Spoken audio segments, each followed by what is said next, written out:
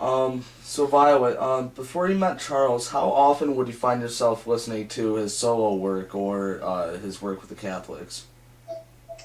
Oh man, I didn't really listen to any Catholics records until right before I met him. But for somehow, my mom, because I had been such a fan when I was in college long ago, my mom stayed interested and kind of stayed current Mm-hmm. with what Charles was releasing. Uh-huh. So she had been collecting all the Catholics records and telling me how cool they were, how great they were. I think as a lover of music herself, especially, she could understand. She could probably relate to the sort of Rolling Stones-ish elements of the Catholics' music and stuff like that, and she really liked it. And so occasionally we would even go see a show together here in my town. But it was right before I met Charles that I finally was like, okay, give me some of those Catholics records. I'm going to check it out. And of course, I found it all to be astounding. Do you have a favorite Catholics album? Um, ooh, I guess the first one, I find it to be really inspiring. I guess it's got a lot of heart and it's got a lot of muscle. Mm-hmm. It's a very kind of macho, masculine record. Uh, are there any standout songs on the album for you?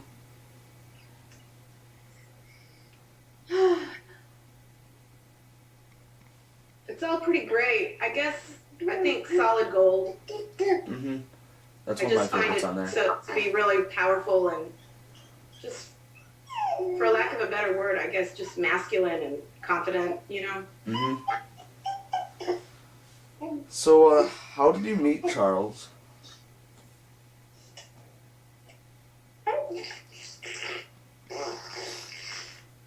How did I meet Charles? Mm-hmm. We met after a show. We ran into each other right after the show, and he had kind of seen me out of the corner of his eye while he was playing the show, and of course I had seen him with the full force of both of my eyes during the show. Mm-hmm. And then when we ran into each other afterwards, I kind of instigated some kind of conversation. And instead of him telling me to get lost, he actually continued the conversation. And we had a nice conversation, which he pursued via email, Mm-hmm. which I still to this day don't quite understand how he got my email address. But I think it was through the university directory. So, how would you two describe the sound of Grand Duchy?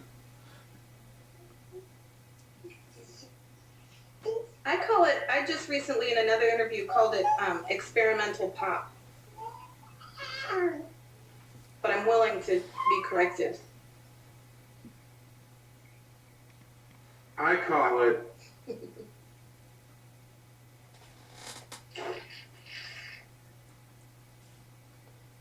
I don't call it anything, I guess. I don't know what to call it. I don't know how to describe it. It's Chaotic I don't know, it's rock music. pop rock. It's kind of like a bit of everything. I was listening to the Petite Fours album. Seems like there's a little bit of everything. There's a little rock in there. And a lot of synth, so it's kind of 80s-ish, kind of new wavy. Right. Yeah. I don't know. It's an excellent sound you two created with it. Thank you very Well, much. thanks. So, both of you, what are your views on the music industry these days?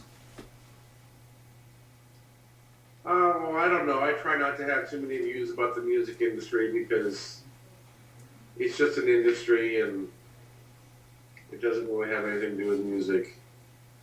And I try to just stay focused on making music and don't worry too much about the whole business side of it.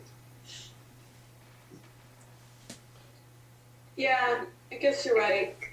I mean, it's not like anybody ever is going to stop making music. Mm-hmm. It's more a question of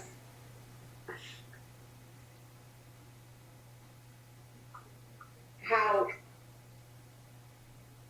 much money, Mm-hmm. people made before versus how much money people are capable of making now, and just it's all money stuff, really. Yeah. So if you enjoy making music, those other aspects are kind of not as important. Mm-hmm. As long as you put food on the table for your family, it's great. So, where does the name come from? Like, the name of the band? Well, Grand Duchy. Like, where does that come from? I don't know, who thought of the name? Oh, I did. Are you sure? I'm the thinker.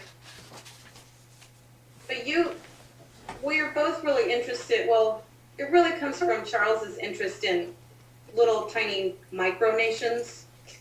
Like Andorra? Mm-hmm. Or Monaco, Luxembourg, Liechtenstein, Liechtenstein. teeny tiny little self-ruled countries, Mm-hmm. And then even you can take the idea further where it's a virtual micronation, where just maybe a man and his wife decide, we're starting our own country. And then it's kind of all in their heads. I don't know, Yeah. we have books about it. People do it. And it's pretty cool. So we thought, well, that can be kind of the philosophy. Although Charles doesn't overanalyze things. I tend to analyze things a lot more. So, he liked the name.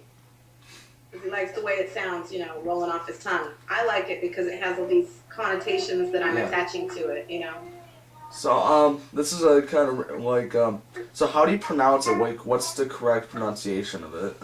Is it Grand Duchy or Grand Duchy? Oh, I don't know. We say Grand Duchy, but, I suppose